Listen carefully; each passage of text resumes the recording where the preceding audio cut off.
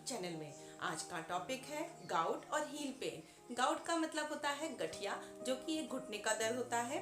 दूसरा होता है हील पेन यानी कि एड़ी का दर्द, जिसमें एड़ी में दर्द होता है। दोनों ही ऐसे सिम्टम्स होते हैं, दोनों में ही ऐसे सिम्टम्स होते हैं जैसे कि चलने पर घुटनों में बहुत दर्द होता है या एड़ी में दर्द होता है। अचानक जैसे बैठे बैठे खड़े हो जाते हैं तो क्या होता है, बहुत तेज पेन होता है। कहाँ पे? घुटने में और एड़ी में। एड़ी वाले पेशेंट एक्चुअली जब स्मॉल जॉइंट्स में अगर पेन है, स्मॉल जॉइंट्स यानी कि जैसे ये वाले जॉइंट्स, फिंगर्स के जॉइंट्स, ये थंब का जॉइंट एंड टो का, पैर की उंगलियों का जॉइंट्स, इनमें अगर पेन आपको रह रहा है, वहाँ की गांठें अगर वहाँ पे स्वेलिंग हो गई है, मतलब वहाँ पे सूज गया है, तो उसको हम लोग बोलते हैं गठिया। एक बात आपको और बताते चलते हैं कि गठिया होता क्या है। गठिया में एक्चुअली जो हमारी बॉडी का यूरिक एसिड होता है वो वहाँ पे जाके डिपॉजिट होने लगता है। तो होता क्या है, ये एक वंशानुगत बीमारी भी हो सकती है। ये आपके भाई बहन से एक दूसरे में भी आ सकती है, आपके मदर एंड फादर से भी आपको आ सकती है, या आपके फैमिली में पूर्वजों से भी आपको आ सकती है। गठिया एक बहुत ही बड़ी परेशानी है। इसमें होता क्या क्या है, इसमें एक्चुअली पेशेंट को दर्द फील होता है जॉइंट्स में दर्द फील होता है, वहाँ पे सूजन आ जाती है यानी कि स्वेलिंग हो जाती है, और टच करने पर बहुत ज़्यादा पेन फील होता है। इसको हम लोग बोलते हैं गठिया। इसके कारण बहुत हो सकते हैं, जैसे भी कोई भी लेडी जिसका पीरियड बंद हो गया हो, यानी कि पोस्ट मेनोपॉजल जो कंडीशन होती है, वैसी लेडीज में गाउट होने यानी गठिया होने के चांसेस बहुत ज़्यादा होते हैं। ऐसे मेल पर्सन जो ड्रिंक बहुत करते हैं, अल्कोहल कंजम्पशन बहुत करते हैं, उनमें भी गठिया होने के चांसेस बहुत होते हैं। तीसरा कारण है, कोई भी फैमिली से आपके बैक में जो फैमिली में भी कभी गठिया रहा होगा तो आपको भी होने के चांसेस रहते हैं। तो गठिया को जब भी होता है, ये होता कैसे है गठिया? कभी कभी हमारी बॉडी प्रोटीन का एक पार्ट होता है, प्यूरिन को ब्रेक डाउन करता है यूरिक एसिड में। जब वो ज़्यादा बनाने लगता है, यानी कि जितना भी प्रोटीन पार्ट होता है वो टूटने लगता है यूरिक एसिड में, तो ये यूरिक एसिड जो एक्स्ट्रा अमाउंट में हो जाता है आपकी बॉडी में, तो आपके जो जॉइंट होते हैं, यानी कि नी जॉइंट हो गया, एंकल जॉइंट हो गया, रिस्ट जॉइंट हो गया, यहाँ पे भी कहीं भी वो डिपॉजिट हो सकता है, यानी कि वहाँ पे रह सकता है। और अगर ये बहुत दिनों तक वहाँ रह जाता है, जॉइंट्स में, नी जॉइंट्स में, एंकल जॉइंट्स में बहुत दिन तक यूरिक एसिड जब जमा रह जाता है, तो वहाँ पे इन्फ्लेमेशन स्टार्ट हो जाता है। इन्फ्लेमेशन का मतलब वहाँ पे पेन, रेडनेस एंड स्वेलिंग भी हो सकती है। बहुत दिन तक लाइलाज अगर रहता है आपका गठिया, तब आपको वहाँ पे स्वेलिंग, नोडोसिटीज बन जाती हैं, यानी कि वहाँ पे गांठें बन जाती हैं आपको। तो इसका इलाज करना बहुत ज़रूरी है। सबसे पहले हम ये बात करते हैं कि हमें क्या क्या नहीं करना है। सबसे पहली बात मैंने ये बताई थी आपको कि अल्कोहल जो कंजम्पशन करते हैं उनको होने के चांसेस ज़्यादा रहते हैं, इसलिए आपको ध्यान रखना है कि कम से कम आपको अल्कोहल कंजम्पशन करना है। जितना भी आप कम करेंगे उतना ही आपको रिलीफ मिलेगा पेन में। दूसरी बात है, आप अपनी डाइट को कंट्रोल, ये एक लाइफस्टाइल डिजीज है, यानी कि आपने लाइफस्टाइल आपकी बिगड़ गई है, इसकी वजह से आपकी बॉडी ने प्यूरिन को ब्रेक डाउन कर दिया है यूरिक एसिड में, और यूरिक एसिड जाकर के जहाँ भी ज्वाइंट की जगह होती है वहाँ जाके डिपॉजिट हो जाता है। जब वो डिपॉजिट हो जाता है तो वहाँ पे पेन फील होने लगता है। तो आपको करना क्या है कि हमें यूरिक एसिड कम से कम बनाना है, यानी कि प्यूरिन का और प्रोटीन का कंजम्पशन हमें कम करना है। प्रोटीन हमारी किस किस पार्ट में आती है, किस किस फूड में आती है, जैसे कि रेड मीट हो गया, मीट यानी कि नॉन वेज, आप कोई भी नॉन वेज ले लीजिएगा वो आपको अवॉइड करने होंगे। और जो प्रोटीनियस फूड होते हैं आप लोग जानते होंगे, जैसे राजमा, छोले और बरी, ये सब चीज़ें होती हैं, सोयाबीन की सब्जी, इन सबको आपको थोड़ा सा अवॉइड करना होगा। अगर आपको बहुत पसंद भी है तो आपको दिन में खाना होगा, शाम को बिल्कुल नहीं खाना होगा। क्यों? एक्चुअली होता क्या है, दिन में आप प्रोटीन का पार्ट अगर खाते हैं, ज़्यादा खा लेते हैं, तो दिन में हम लोग काम करते हैं, तो अगर जो भी हमने डाइजेशन भी हमारा अगर वीक होगा ना, तो जो प्रोटीन पार्ट जो भी होगा, तो हम जो पूरे दिन का काम करते हैं तो वो हमारी प्रोटीन कंजम्पशन हो जाती है वहाँ पे।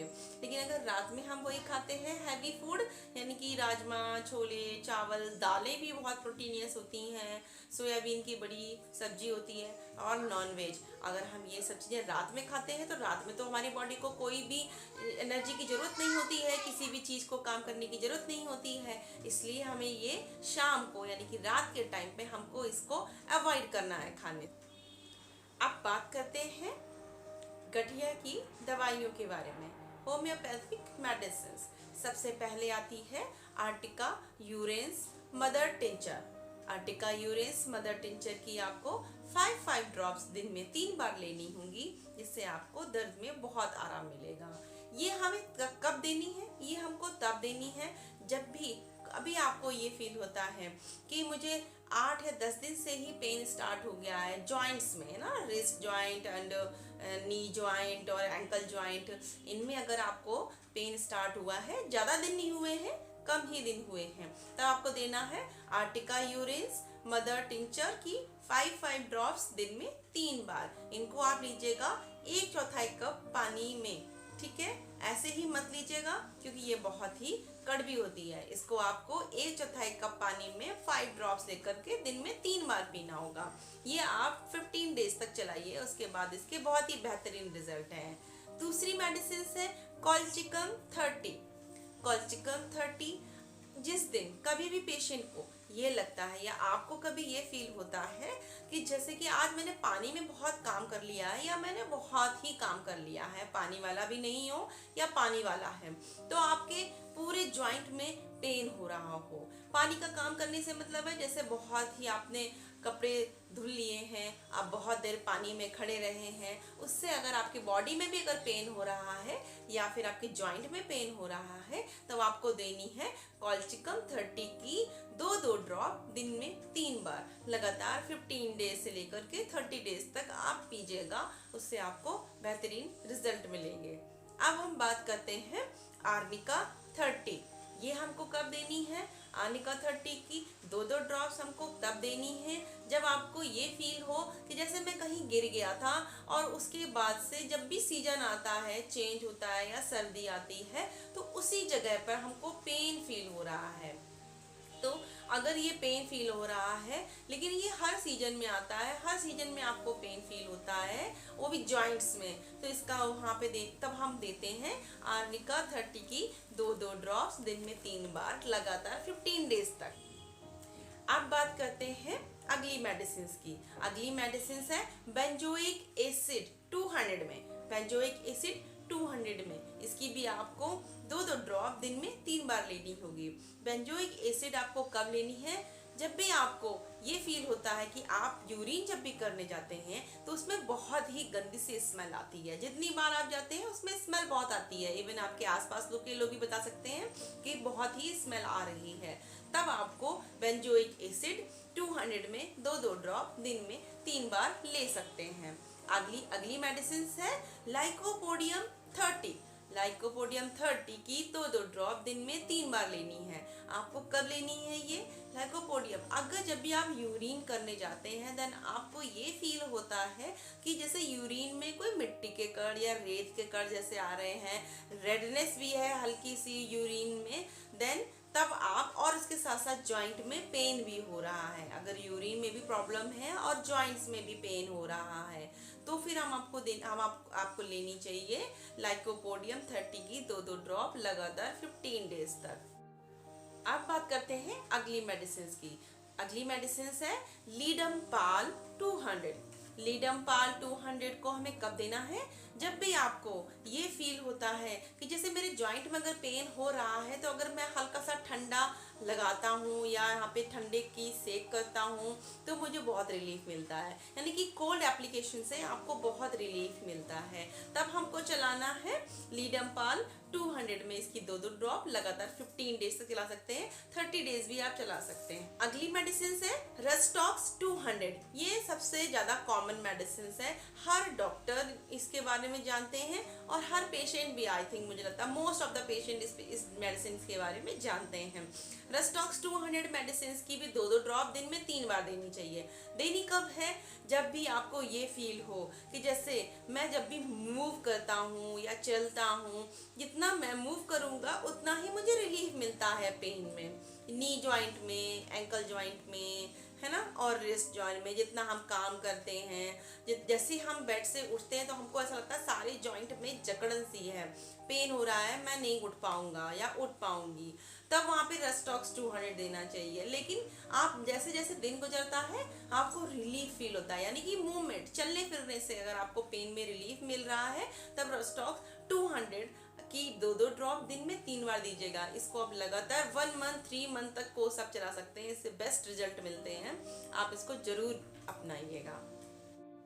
अगली मेडिसिन है या लास्ट मेडिसिन आप बोल लीजिएगा, उसका नाम है ऑक्सैलिक एसिड 30 में। ऑक्सैलिक एसिड 30 हमें कब देनी चाहिए? जब भी आपको ये फील हो कि जैसे ही मैं अपने दर्द के बारे में ज़्यादा चिंता करता हूँ तो मुझे दर्द और फील होता है। अगर मैं कहीं बाहर काम में जाता हूँ, मेरा दिमाग अगर कहीं और भी लगा रहता है, मन कहीं और लगा है, तब मुझे इतना दर्द फील नहीं होता है। लेकिन जैसे ही मैं खाली बैठता हूँ तो मैं अपनी बीमारी के बारे में सोचता हूँ कि जैसे कि ये कैसे ठीक होगी भी कि नहीं होगी, ये ज़िंदगी भर तो नहीं चलेगी मेरा दर्द, इसका ज़िंदगी भर तो नहीं चलेगा दर्द मेरा। तब आपको अगर थिंकिंग से ही आपको ये फील हो कि मुझे दर्द फील हो रहा है, बढ़ रहा है मुझको फील दर्द, तब आपको लेनी है ऑक्सैलिक एसिड 30 की 2 ड्रॉप लगातार 1 मंथ से लेकर 3 मंथ तक भी आप चला सकते हैं। इसका कोई भी साइड इफेक्ट नहीं है, आप रेगुलरली इस मेडिसिन को यूज़ कर सकते हैं। साथ साथ अपना आप लाइफस्टाइल जरूर चेंज करिएगा, क्योंकि लॉन्ग टर्म तक आपको दवाइयाँ ही नहीं, साथ साथ अपना लाइफस्टाइल जब आप चेंज करेंगे तब भी आपको रिलीफ मिलेगा।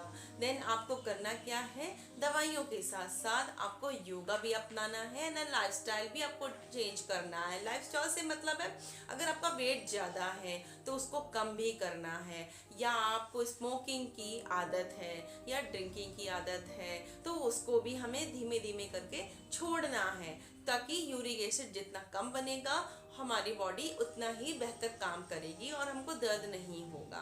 देन हमको यही काम करना है। और रही बात, अगर आपको कभी भी फील होता है या पता चलता है कि आपकी फैमिली में भी कभी गाउट या गठिया की बीमारी रही है, तो आपको हमेशा ये माइंड में लेकर चलना है, ध्यान रखना है कि आपको भी हो सकता है।